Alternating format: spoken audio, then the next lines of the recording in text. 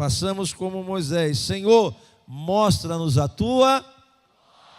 Façamos como Samuel. Fala, Senhor, porque teu servo. Palavra com a pastora Helena Raquel. Abramos as nossas Bíblias no primeiro livro de Samuel, no capítulo de número 1.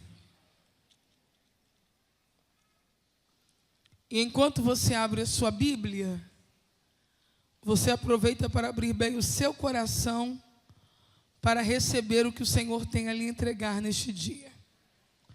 Primeiro livro de Samuel, capítulo de número 1. Houve um homem de Ramataim Zofim, da região montanhosa de Efraim, cujo nome era Eucana, filho de Jeroão, filho de Eliú, filho de Tou, filho de Zufi, efraimita. Tinha ele 2 mulheres, uma se chamava Ana e a outra Penina. Penina tinha filhos, Ana, porém, não os tinha. Este homem subia da sua cidade de ano em ano a adorar e sacrificar ao Senhor dos exércitos em Siló. Estavam ali os 2 filhos de Eli, Ofne e Finéias, como sacerdotes do Senhor. No dia em que Eucana oferecia os seus sacrifícios, dava a ele porções deste a Penina, sua mulher, e a todos seus filhos e filhas. A Ana, porém, dava porção dupla, porque ele a amava, ainda mesmo que o Senhor a houvesse deixado estéril. A sua rival a provocava excessivamente para irritar, porquanto o Senhor lhe havia cerrado a madre. E assim o fazia ele de ano em ano. Todas as vezes que Ana subia à casa do Senhor, a outra a irritava, pelo que chorava e não comia. Então Eucana, seu marido, lhe disse: Ana, por que choras? E por que não comes? E por que estás de coração triste? Não te sou eu melhor do que 10 filhos? Após terem comido e bebido em Siló, estando ali o sacerdote sentado numa cadeira, junto ao pilar do templo do Senhor, levantou-se Ana e com amargura de alma orou ao Senhor e chorou abundantemente. Vamos ler todos juntos o tema desta noite. Vamos lá. 1, 2, 3. Mulher, pare de se preocupar. Deus já está. Vamos a partir do Deus agora. Deus já está. Agora vamos repetir: cuidando de tudo. Cuidando. Segure firme na mão da pessoa que está do seu lado e vamos orar no nome de Jesus. Senhor, nosso Deus e nosso Pai, eu quero glorificar e exaltar o Teu nome pela Tua doce presença no nosso meio. Vale mais um dia nos Teus átrios do que 1000 em outra parte, e nós preferimos estar à porta da Tua casa do que nas tendas onde há impiedade. Glorifica o Teu nome pelo poder da Tua palavra. Nós oramos crendo no nome santo de Jesus. Amém. Você senta dizendo um glória a Deus.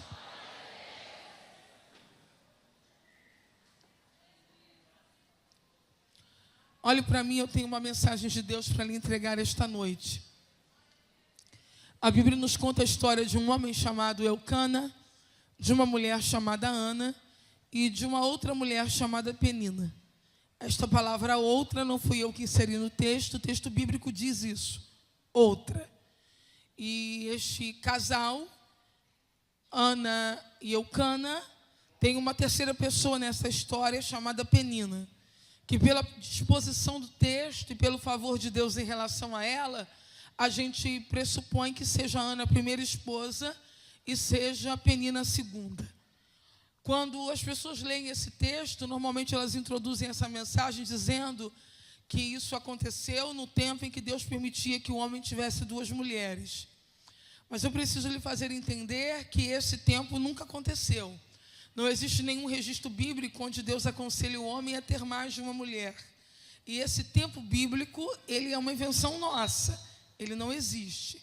O que existe é Deus salvaguardando a moral da primeira esposa, regulamentando a segunda. O que existe é Deus usando de misericórdia com a segunda esposa ou terceira e falando como esse homem deve se comportar nesses relacionamentos. O que vai acontecer na sociedade bíblica é o que acontece na nossa sociedade. Quando uma prática ela é reiterada, ela acaba ganhando peso de norma. E parece que é uma coisa que está normatizada. Mas embora esteja normatizada, não está normalizada. Não é algo que Deus tenha dito. Faça. Quando Deus criou o homem no Éden, Deus criou um homem. Percebeu que ele estava só e deu a ele uma mulher, uma adjutora. O gênero humano se corrompeu. E Deus agora decide destruir toda a humanidade. E agora Deus vai colocar uma família na arca. Deus vai colocar 4 homens e 4 mulheres. Sempre que a gente tem a oportunidade de recomeçar, a gente corrige a rota, vê o que não está legal, muda. Se Deus percebesse a necessidade que um homem tivesse 2 mulheres, Deus teria corrigido na arca. Se Deus percebesse a necessidade do homem ter, a mulher ter 2 homens, Deus teria corrigido na arca. Se Deus encontrasse algum traço de homossexualidade inerente à condição humana e não comportamental, Deus também teria resolvido na arca. Teria colocado 2 mulheres para viverem juntas ou para 2 homens viverem juntos. Mas Deus repetiu na arca a fórmula de sucesso: um homem e uma mulher. Esta é a fórmula. Quando Abraão saiu desse padrão, conseguiu problema para a vida. Quando Jacó saiu desse padrão por causa de seu sogro Labão, ele não só arrumou problemas para ele, como ele colocou 2 irmãs em crise de relacionamento constante. Não é uma questão anticultural, xenofóbica, não é falta de visão transcultural, mas nós mulheres sabemos perfeitamente que a fórmula é essa. Nenhuma mulher aqui, em sã consciência, se sentiria confortável em dividir a casa, em dividir o marido, em dividir a mesa, em dividir as roupas, em dividir os carros, em dividir a sobremesa, em dividir as flores, que já demoram a chegar, com outra. Então, o padrão perfeito é o padrão divino. O padrão perfeito se vê num casal chamado Isaac e Rebeca. Por isso que Isaac é um tipo de Cristo e Rebeca é o tipo biográfico que melhor aparenta-se com a igreja. Porque não há concubinato naquele relacionamento. Não há divórcio, não há adultério, não há uma terceira pessoa. Aí você me diz, pastora, mas Rebeca não era uma mulher perfeita. A igreja também não é. Mas mesmo com as nossas imperfeições, o noivo olhou e disse: é você que eu quero, é com você que eu vou casar e é você que vai entrar nas bodas comigo. Então o que poderia acontecer nessa família senão um profundo desajuste? Penina se chateava porque Ana era mais amada. Ana se chateava porque Penina tinha filhos e ela não tinha. E Eucana ficava no meio disso. Toda vez que a gente sai do padrão de Deus é problema. Toda vez que a gente sai do padrão de Deus é crise. Todas as vezes que a gente sai do padrão de Deus é conflito. Então essa família entrou num conflito terrível. Mas ainda assim, de ano em ano, eles se arrumavam e subiam para a casa do Senhor. O lado bom é a gente perceber que tem que vir com conflito mesmo. Que tem que vir com dor mesmo. Que tem que vir mesmo que esteja tudo bagunçado na vida da gente. Porque é uma técnica de Satanás que é própria do nome dele, acusador. Vai para a igreja assim? Vai participar da festa da CIB assim? Vai para lá fingir que está tudo bem? Não, ninguém aqui está fingindo nada. A gente continua de ano em ano, de mês em mês, de semana em semana, e quem pode até de dia em dia, porque a gente sabe que é aqui que tudo vai mudar. É aqui que o socorro vai chegar, é aqui que a resposta vai chegar, é aqui que Deus vai agir. Eucana puxava a família com conflito e tudo, vamos para o templo adorar. Para o santuário do Senhor que ficava em Siló. E as duas já iam conflitando no caminho. E eu quero te fazer entender que no capítulo 1, do versículo de número 1 ao versículo de número 7, nós vamos encontrar um panorama geral que acontecia todos os anos. Do versículo 1 ao versículo 7, o narrador da história não está contando a história daquele ano. Está contando a história que acontecia todos os anos. Todos os anos eles saíam com confusão de casa. Todos os anos elas brigavam no caminho. E todos os anos Ana chegava no culto e não conseguia participar do culto. Eu vou repetir, todos os anos eles saíam com confusão de casa. Todos os anos elas se conflitavam no caminho. E todos os anos, Ana não conseguia participar dos cultos. Pastora, por quanto tempo? As minhas contas, dados os filhos que Penina tinha, no mínimo por 8 anos isso aconteceu. Aonde está escrito na Bíblia que Ana não participava do culto? Leia. A Bíblia diz que Ana chorava e não comia. E o que isso tem a ver com culto? Tudo. Sabe como se dava o culto naquele tempo? Um indivíduo como Eucana, que vem viajando para a casa do Senhor, trazia um animal, um cordeiro. Ele pegava esse cordeiro, entregava ao sacerdote, o sacerdote entregava a oferta. Mas entenda, o culto não era apenas Eucana entregando o cordeiro, ele recebia uma parte para comer com a família. Só que a Bíblia diz que Ana não comia e só... Então Ana não participava do culto, porque o culto não era só entregar, o culto era entregar e comer do culto que se entregava. Ah, você não entendeu. Você não entendeu. Isso é muito lindo, gente, porque a gente vem trazer um culto para Deus, mas Deus não consome esse culto inteiro. Ele pega uma parte e devolve para a gente. Eu vou explicar para você saber que eu não estou falando bobagem. A gente diz aleluia. Aleluia para quem? Para Deus. Mas enquanto a gente diz aleluia, aquela dor que estava no corpo desaparece. A gente diz glória. Glória para quem? É glória para Deus. Mas enquanto a gente diz glória, aquela angústia que estava no peito vai embora. A gente levanta a mão, começa a cantar hino. Está cantando hino para quem? Para Deus. Mas aquilo que parece impossível é solucionado enquanto a gente está adorando. A gente levanta do lugar, entrega uma oferta. Enquanto a gente entrega uma oferta, Deus abre uma porta lá onde a gente trabalha.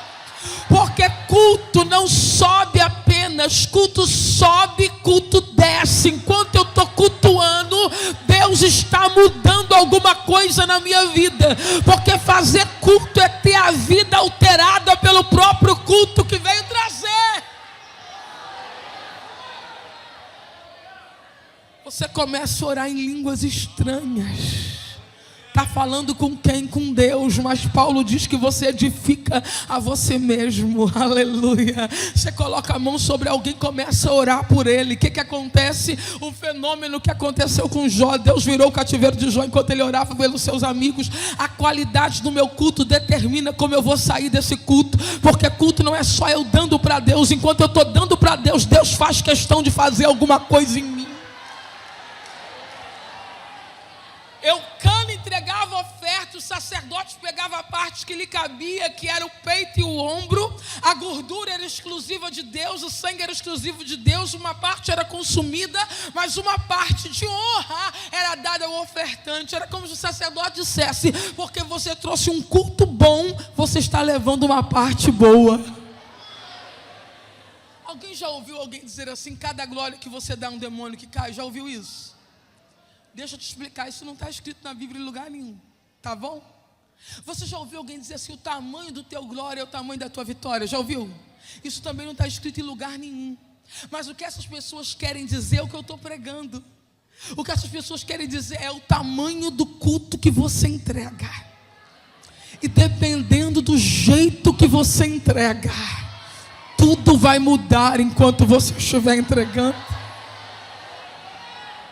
Tem gente que entra numa reunião como essa, não glorifica, não aplaude, não canta, não fica de pé. E ainda diz assim: é porque esse é o meu jeito. Esse teu jeito está te dando prejuízo. Você está saindo com um pedacinho assim de culto. Mas quem adora, glorifica, levanta a mão, aplaude, sai do lugar. Pegue na mão da pessoa que está do seu lado e diga para ela: aumenta o culto e Deus aumenta a resposta. Segure na mão de alguém, grite isso para ele. Aumente o culto que Deus aumenta a resposta. Segure na mão desta pessoa e grite isso para ele. Aumente o culto que Deus aumenta a resposta.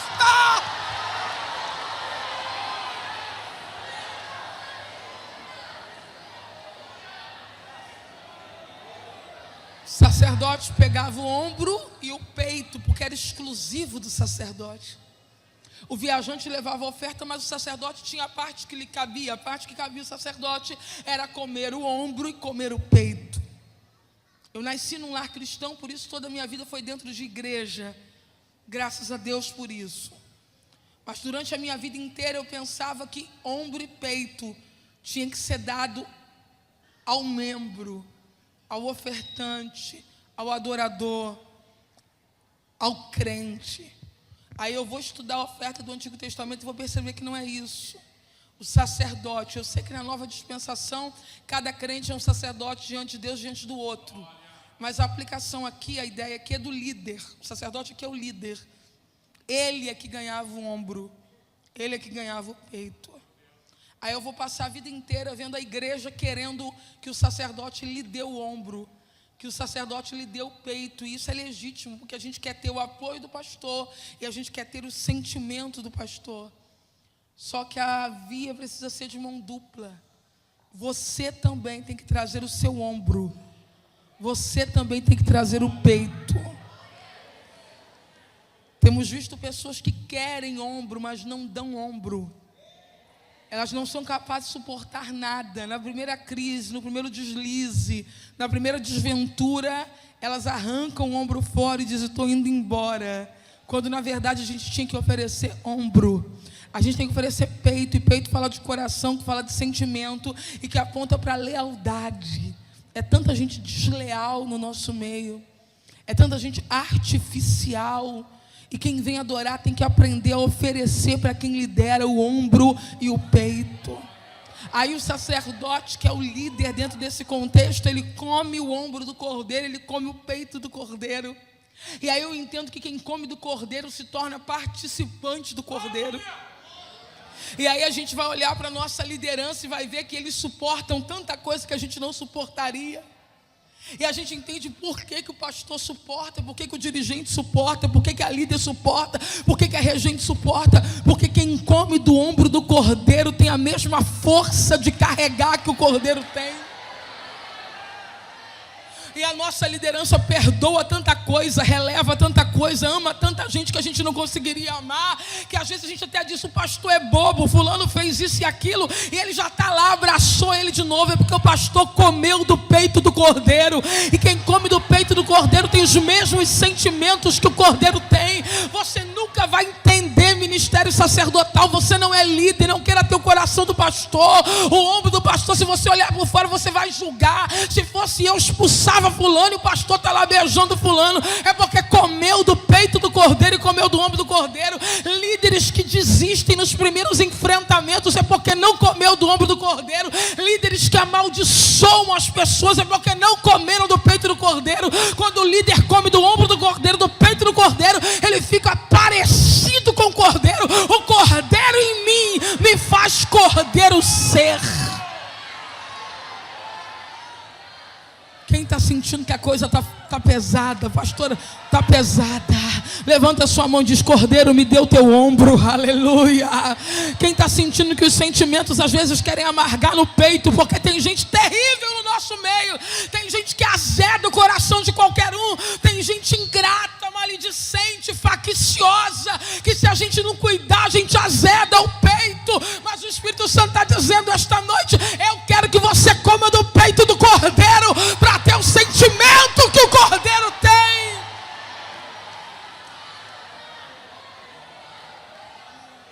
Ana não comia. Ana não bebia. Come, Ana. Come, Ana.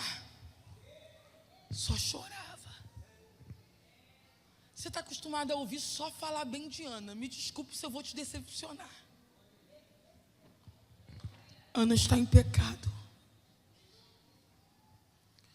Porque toda tristeza que rouba você do ato de culto, ela é pecaminosa. Você sabia que tem gente triste hoje aqui? Mas veio assim mesmo. Você sabia que tem gente moída hoje aqui? Mas colocou a blusinha verde. Você sabia que tem gente sofrida hoje aqui? Mas já levantou a mão para glorificar. E você sabia que tem gente que por bobagem deixou de chegar hoje aqui? Tristeza pecaminosa.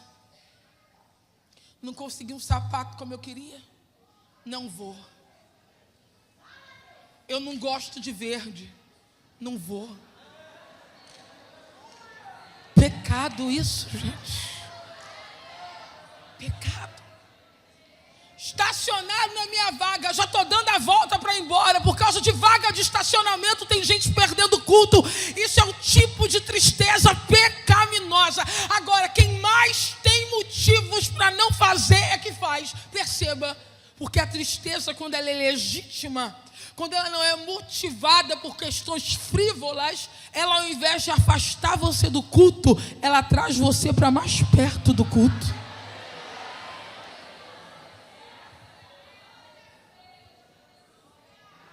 Oh, glória a Jesus. Estava pregando numa igreja Assembleia de Deus do Ministério de Madureira em Italva. E de repente o pastor disse assim: irmãos, vamos ficar de pé e vamos orar. O pastor é genro do pastor Dirceu. Vamos ficar de pé e vamos orar, porque tem uma irmã aqui, e essa irmã, duas irmãs, sofreu um incêndio à casa delas. E foi um incêndio tão rigoroso. Aí eu acordei, né? Prestar atenção no que o pastor estava falando. Estava meio aérea. Um incêndio tão rigoroso que a irmã perdeu tudo e a casa desabou por causa do incêndio. Mas nós vamos orar pelas irmãs, para o Senhor da graça, e vamos ajudar a reconstruir. Eu falei, esse pastor é bom. Nós vamos ajudar a reconstruir. Ficamos em pé. Quando daqui a pouco o pastor diz o seguinte, isso eu não esperava. Cadê as irmãs? Dá um sinal com a mão aí. Levantou as duas. No meio da CIB, de uniforme tudo. Eu falei, essa gente não é normal não, peraí. Eu estou pensando que ele está orando por alguém que não estava presente. Irmãos, o incêndio levou tudo, mas o uniforme estava inteiro. Eu não sei se a irmã tinha feito outro ou se tinha pego emprestado, mas o que me surpreendeu é que aquela mulher de dia tinha perdido a casa, de dia tinha perdido os móveis, de dia tinha perdido a roupa, mas de noite as duas estavam no coral de pé cantando. Essa gente só pode ser da linhagem do profeta Abacuque. Ainda que a figueira não floresça, o produto da oliveira minta, as ovelhas demalhadas sejam arrebatadas, nos currais não hajam vacas, todavia eu me alegrarei no Senhor, exultarei no Deus da minha salvação. Jeová, o Senhor, é a minha força. Ele fará os meus pés como das servas, Ele me fará andar sobre as minhas alturas. A dor fica embaixo e você voa por cima. Levante a sua mão só se você pode e quer, e diga: eu me alegrarei. Eu me alegrarei. Eu me alegrarei. É para falar, eu me alegrarei. Por que está mandando a gente repetir eu me alegrarei? Porque eu não posso responder pelo meu marido, eu só posso responder por mim. Eu me alegrarei. Eu não posso responder por filhos, tios, pais e primos, mas eu me alegrarei no Senhor. Ana, para de fazer biquinho, Ana. Vem comer do culto, vem beber do culto, vem entrar no culto, vem participar do culto.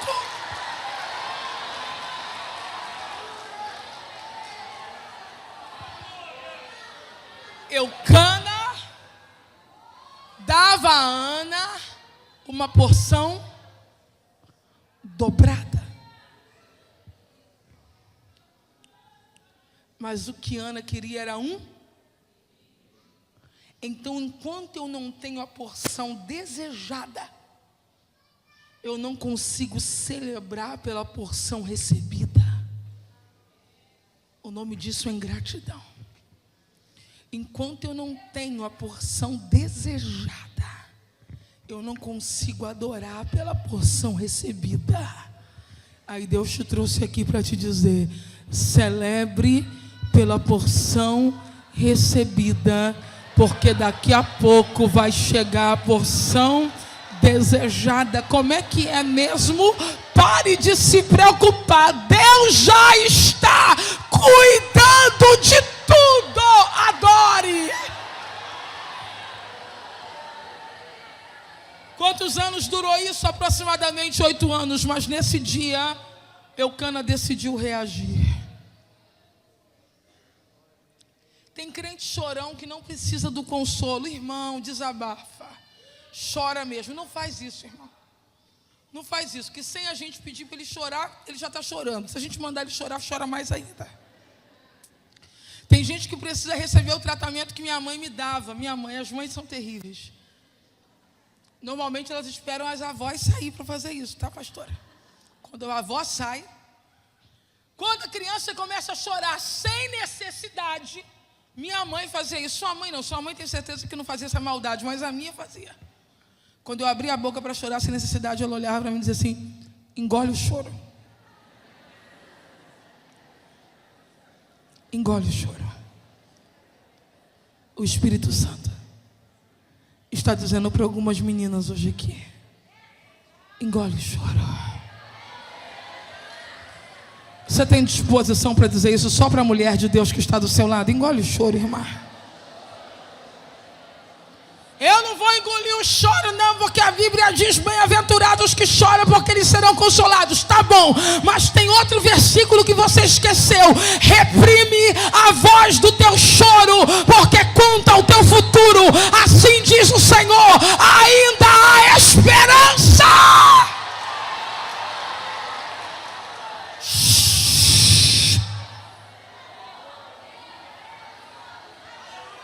Naquele ano Eucana se agitou. Naquele ano Eucana olhou para Ana e disse: Ana, por que tu choras? Alguém tem que te confrontar. Por que tu choras? E por que tu não comes? Eu não sou melhor para você do que muitos filhos. Eu imagino Ana assim, ó.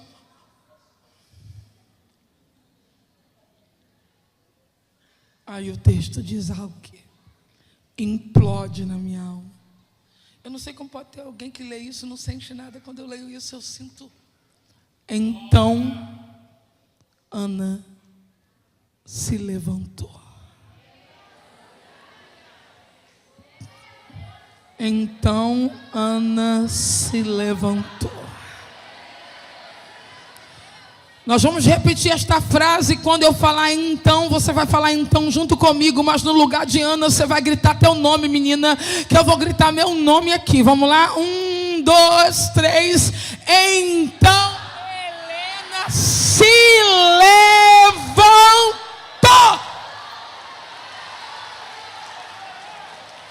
Você conhece alguma irmã pelo nome aqui? Conhece alguma irmã pelo nome? Aponta para ela e grita: fulana, é hoje. Aponta para essa mulher que você sabe o nome dela e grite para ela: fulana, é hoje. Então Ana se levantou.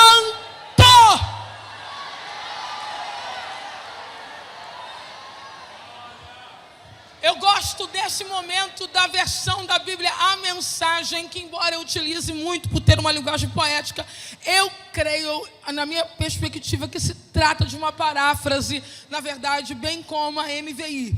A Bíblia, para a gente ler e compreender algumas coisas, o ideal é você usar a corrigida ou atualizada. Mas embora se trate de uma paráfrase, a ideia é linda, porque o texto diz assim: então Ana escapuliu de mansinho. Sabe por quê? Porque Ana estava numa mesa onde estava Ana, Eucana e Penina. Mulher, quando quer implicar, sabe implicar, não é? Eu imagino que Penina fazia assim.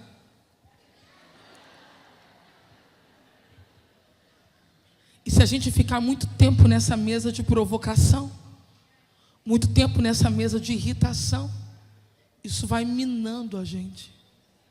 Eu vou explicar. Você tem que sair um pouquinho de perto de quem te aflige de vez em quando, para respirar aliviado, senão essa pessoa vai te matar emocionalmente.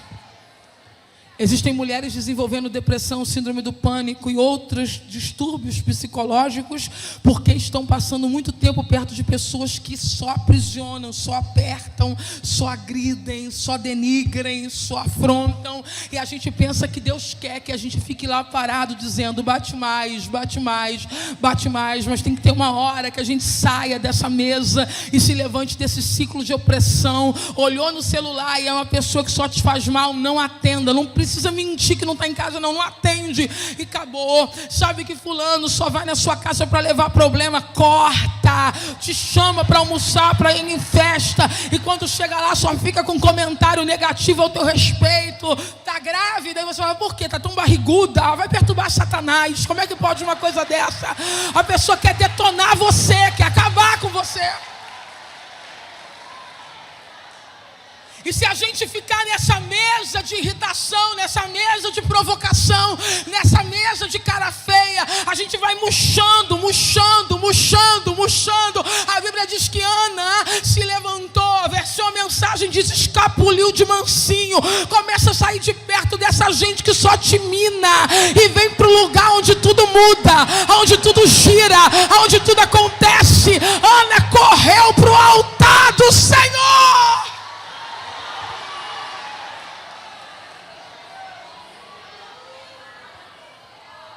Sai daquele quintal, vem para a consagração. Sai daquela varanda que só tem gente faladeira que te faz mal. E vem para o culto, vem para o ensaio. Olha que gente animada tem nessa igreja. Chega mais perto desse povo que ora, desse povo que ama, desse povo que marcha. Pergunta que horas vai ser a saída. Mas não me chamaram, se oferece. Mas sai de perto de coisas que estão acabando com você. E vem para perto do fogo, para perto da brasa, para perto da graça, para perto da unção. Porque é aqui que a tua vida vai ter uma virada. Pega na mão dessa menina que está do teu lado e fala para ela, Ana, é aqui que vai virar.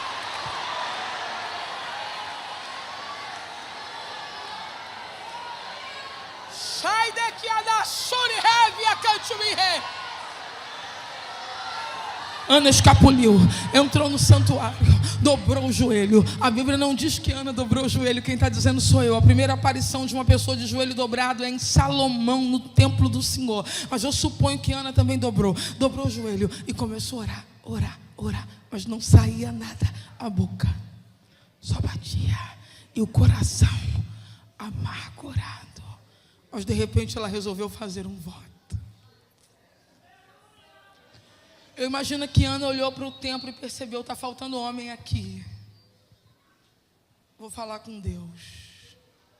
Deus, se tu me der um filho varão, eu devolvo para te servir por todos os dias da tua vida. Quando o que você quiser não for só para você, for para Deus ser glorificado no que você quer, Deus vai fazer. Enquanto Ana está orando, Eli está sentado em uma cadeira junto a um pilar. Como é bom ter cadeira na igreja, não é? Como é bom sentar. Quando o meu esposo era jovem, né? Não tem muito tempo, né, amor? Ele falava assim para mim, o dia que eu for pastor, a minha igreja não vai ter cadeira. Todo mundo adorando em pé. Hoje, quando fica muito em pé, ele olha para mim e fala, senta que é melhor. A maturidade faz a gente ver que as coisas não são como a gente quer ou imagina, né? Que a gente não tem a fórmula perfeita. Mas eu preciso dizer para você que a cadeira é um mobiliário moderno e que não é um mobiliário sacro. Deixa eu lhe fazer entender que quando Deus mandou que Moisés construísse o tabernáculo, a cadeira não apareceu como parte do mobiliário sacro. Deus não inventou cadeira. Cadeira é coisa nossa. Por isso que dá tanto problema. Tem funcionalidade? Claro que tem. Sentar. Só que cadeiras normalmente são trabalhosas. A história, não a Bíblia, vai dizer que é Eli quem mandou fazer essa cadeira para ele. E que no início ele estava cheio de boas intenções. Qual era a boa intenção? Ele queria ter uma cadeira confortável para ele atender o povo sentado e poder atender o maior número de pessoas e as suas demandas. Mas a história diz que ele se apegou à cadeira. E que agora ele não ia a lugar nenhum sem levar essa cadeira. Por onde ele ia andando, ele ia arrastando a cadeirinha dele. Parece que a gente tomou essa herança, né? Alguém fica triste porque não tem cadeira, alguém vai embora porque sentaram na sua cadeira.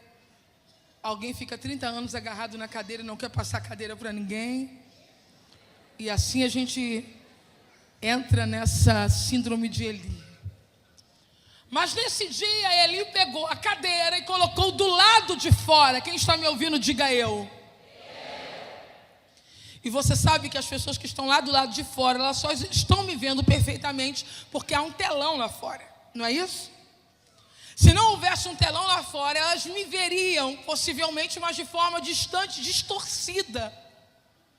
Elas não iam conseguir me ver de forma perfeita, porque quando a gente está à distância de alguém, a visão perde a qualidade.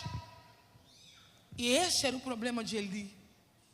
E esse é o problema de alguns de nós, que assumimos cadeiras do lado de fora e esquecemos ou perdemos a visão do que está acontecendo do lado de dentro. O problema de assumirmos cadeiras do lado de fora é perdermos a visão do que acontece do lado de dentro. Aí a gente vai ter alguém que sabe tudo de política, tudo de economia, tudo de judiciário, mas não sabe quase nada de oração, quase nada de jejum, quase nada de palavra. Ele colocou a cadeira do lado de fora e viu uma mulher batendo a boca, mas ele não está vendo de perto, ele está vendo de longe. E o pior do que não ter a visão perfeita é querer falar daquilo que não se está vendo com clareza. Ele olhou para o órgão errado, porque Ana não estava orando com a boca, Ana estava orando com o... Tem gente que olha para você e diz, vai chegar onde com essa cara? Não é com essa cara, é com esse joelho. Estão olhando para a direção errada. Ele abriu a boca e mandou ver, sem pudor, sem reserva, sem ensaio. Mulher, até quando tu estarás embriagada? Aparta de ti o teu vinho. Por muito menos eu já vi gente pegar tudo e ir embora. Mas quem passa pelo altar da oração ganha resistência. Eu não vou cantar mais no grupo porque esqueceram o meu aniversário. Fica triste comigo, não. Isso é falta de oração.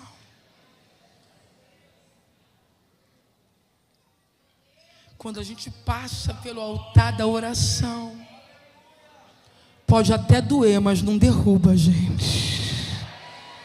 Levante sua mão, porque eu quero ministrar uma palavra com autorização do céu. Deus vai te dar mais resistência por esses dias. Eu vou repetir, as mulheres, levante mais alto um pouquinho. Deus vai te dar resistência nesses dias. Eu vou dizer a terceira vez, porque você vai se surpreender. Você que é uma manteiga que derrete à toa, o altar da oração vai te dar coração mole e casca grossa. Deus está te dando resistência.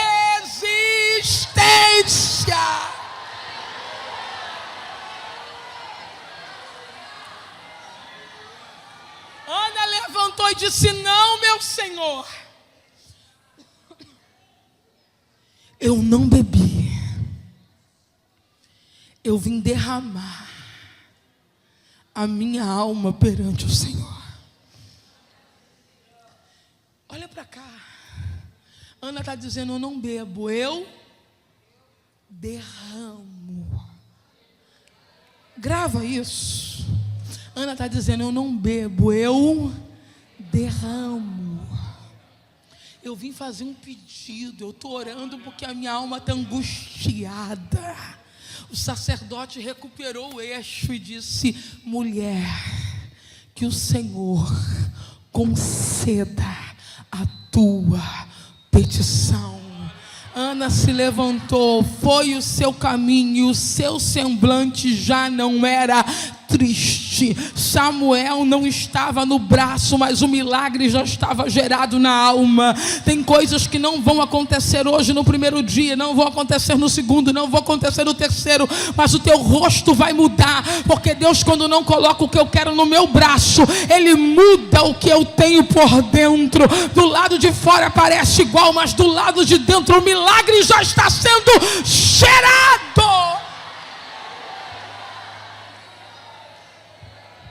Ana voltou para casa, Eucana, Penina, e eu imagino que Penina continua as irritações, mas Ana não se preocupa mais.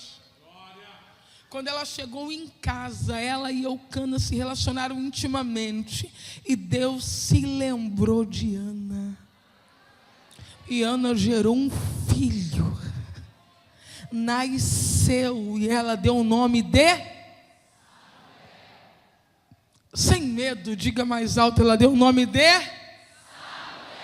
Agora você vai pegar esse El e vai esticar um pouquinho, vamos lá? Ela deu o nome de...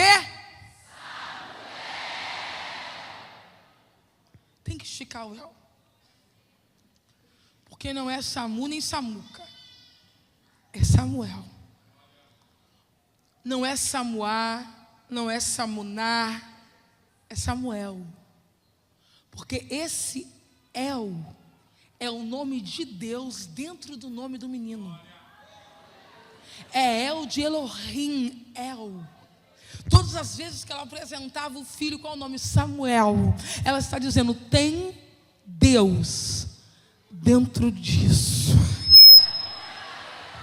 Não foi a minha força, não foi a minha capacidade, não foi o meu braço, não foi a minha beleza, não foi a minha fertilidade, não foi a potência de Eucana, nem a fertilidade de Eucana, nem a virilidade de Eucana. Foi Deus quem fez isso. Aí eu vim lhe dizer que Deus vai colocar o El dele na tua casa, o El dele no teu ministério, o El dele na tua família, o El dele na vida dos teus filhos, o El dele na tua saúde, o El dele na tua empresa, o El dele nas tuas finanças, o El dele nas tuas emoções, o El dele na tua mesa, o El dele no teu lar. E quando alguém te perguntar como é que você conseguiu isso, você vai abrir a boca e vai dizer, é Deus, foi Deus quem fez. Eucana se levantou e disse, eu vou ao santuário para orar. Você vai, Ana? Ela disse, não, vou cuidar do menino. No segundo ano, você vai, Ana? Não, vou cuidar do menino. No terceiro ano, ele perguntou de novo. A Bíblia não diz quantos anos Samuel tinha quando ele foi desmamado, mas a cultura judaica naquele tempo, o desmame de uma criança acontecia no terceiro ano. Em qual tempo? Não era rapidinho. Hoje no Brasil, normalmente a mãe desmama um bebê no sexto mês e algumas desmamam até antes. Outras não, né? Outras deixam o bichinho desmamar a hora que ele deseja. Naquele tempo, na Síria, as crianças eram desmamadas com 1 ano. A cultura em torno de Israel desmamava com 1 a 2 anos. E só em Israel que a criança era desmamada no terceiro ano. Porque você vai ter que aprender que quando a coisa é Israel, quando a coisa é povo de Deus, não se tem pressa. Cuidado quando alguém vem dizer para você em nome de Deus. Em nome de Deus. Você está lá na igreja em Resende? Estou. Está na sede? Estou. Cuidado, hein? Cuidado, selar o teu lugar, porque Deus tem pressa na obra dele na sua vida. Cuidado com isso. Deus não está com pressa. Deus só estava com pressa de salvar a tua alma. Agora Ele quer que você mame.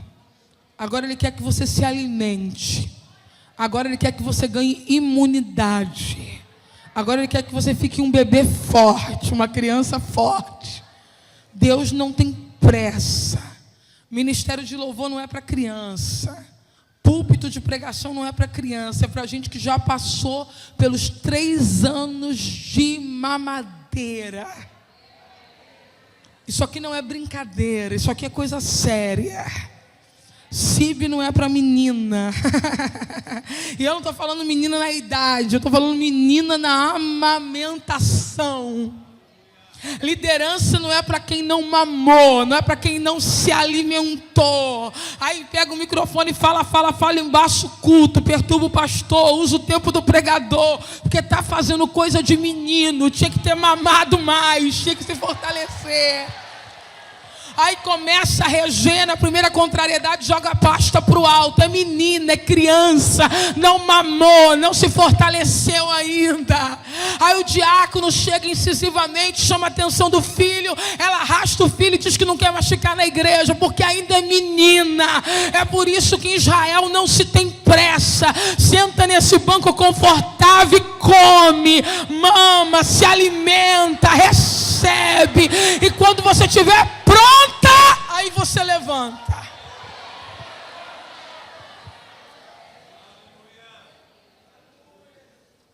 Quando chegou no 3º ano, Eucana disse: vamos, Ana.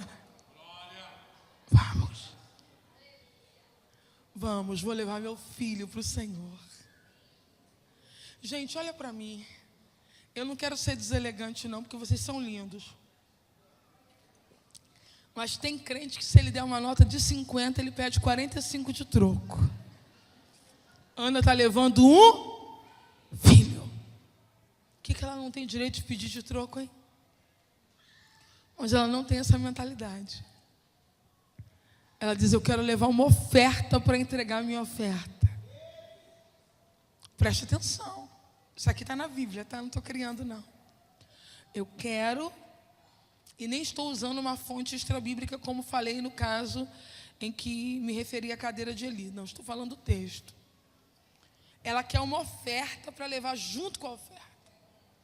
Ela diz: eu vou levar farinha, eu vou levar um carneiro de 3 anos. Quantos anos Samuel tinha, se foi a época do desmame? E ela vai levar um cordeiro de quantos anos ou um carneiro?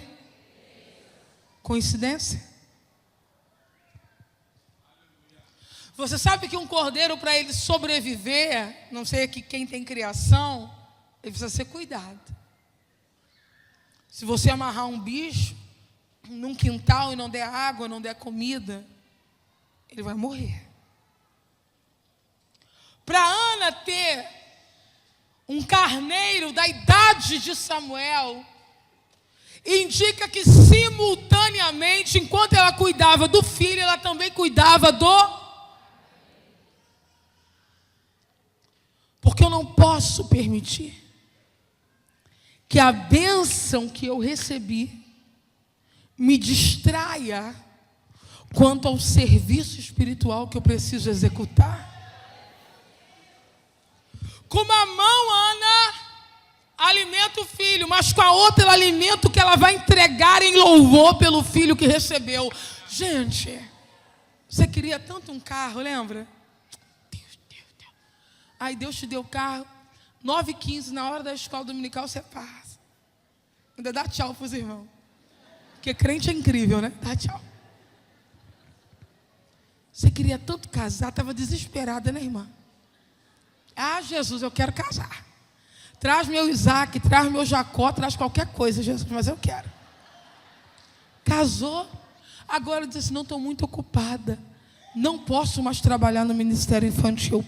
Queria tanto passar no vestibular, passou. Ah, a faculdade está acumulando muitos trabalhos. Não posso mais ajudar na recepção da igreja. Queria tanto emprego, a porta abriu, mas o salário é pequeno, por isso que eu não trago o dízimo. Você não está entendendo que com uma mão a gente segura a bênção e com a outra mão a gente segura a oferta. Ela disse: vou levar farinha, vou levar o cordeiro, ou melhor, o carneiro, e vou levar. Eu já vou terminar. Um odre de vinho. Está aqui. Eu vou levar um odre de vinho. Para que serviu o vinho? Para fazer libação. O vinho era entornado. O vinho era derramado sobre a oferta. Olha para cá. Você lembra da história do vinho de Ana? Qual foi a última vez que alguém falou para ela vinho? Foi o último capítulo da vergonha de Ana. Quando o sacerdote disse: mulher, até quando tu estarás embriagada? Afasta de ti o teu. Ela disse: eu não bebi, eu vim derramar a minha alma diante do Senhor. 4 anos depois ela volta levando o quê? Vinho. Quando a amargura vier, a dor vier, não beba, porque se você beber, você vai amargar por dentro. Quando a afronta vier, a dor vier, a angústia vier, não sirva aos outros. Não vá para as redes sociais contar sua amargura e servir para os outros.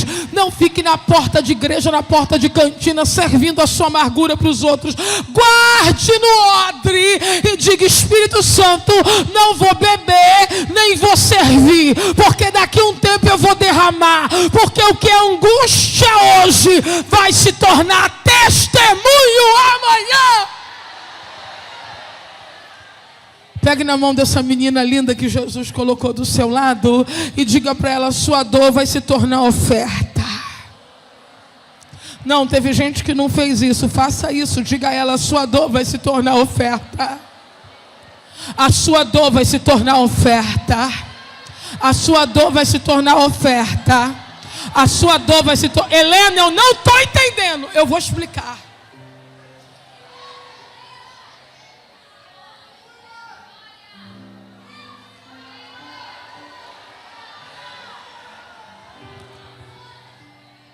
Eu creio que fazem 2 ou 3 anos que partiu para a eternidade uma missionária chamada Ellen Elliott.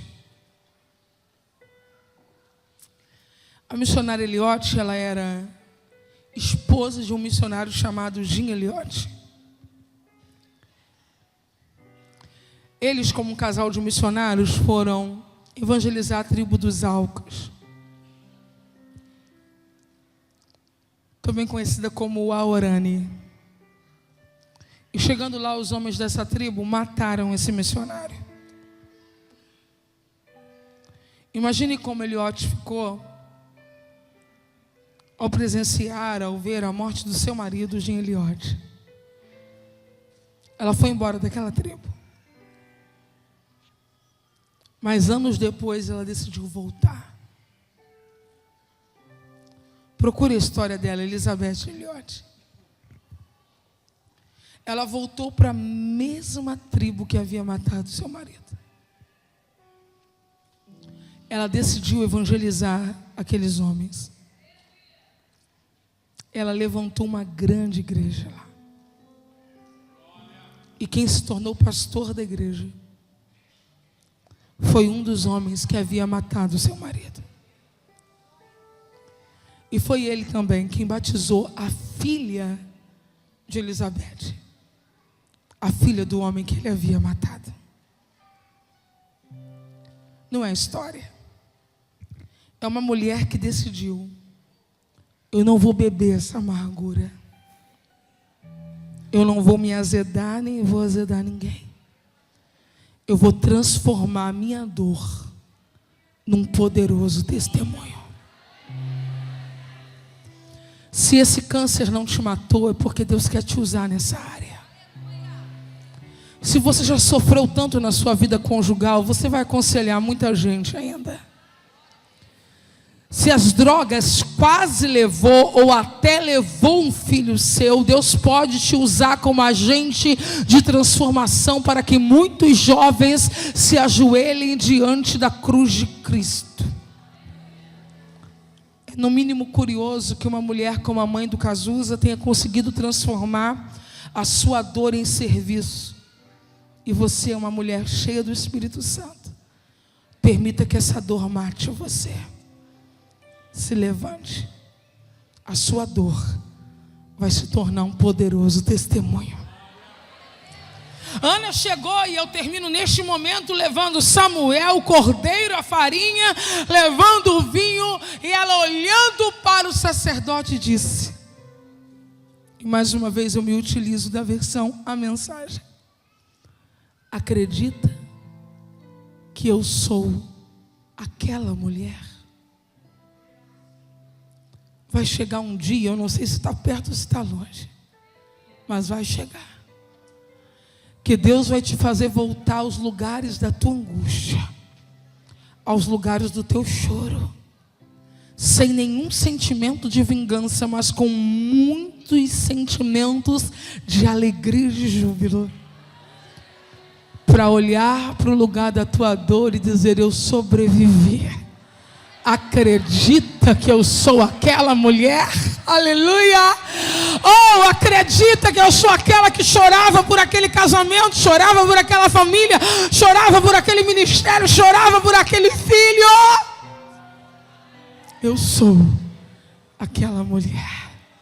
Levante do seu lugar em nome de Jesus.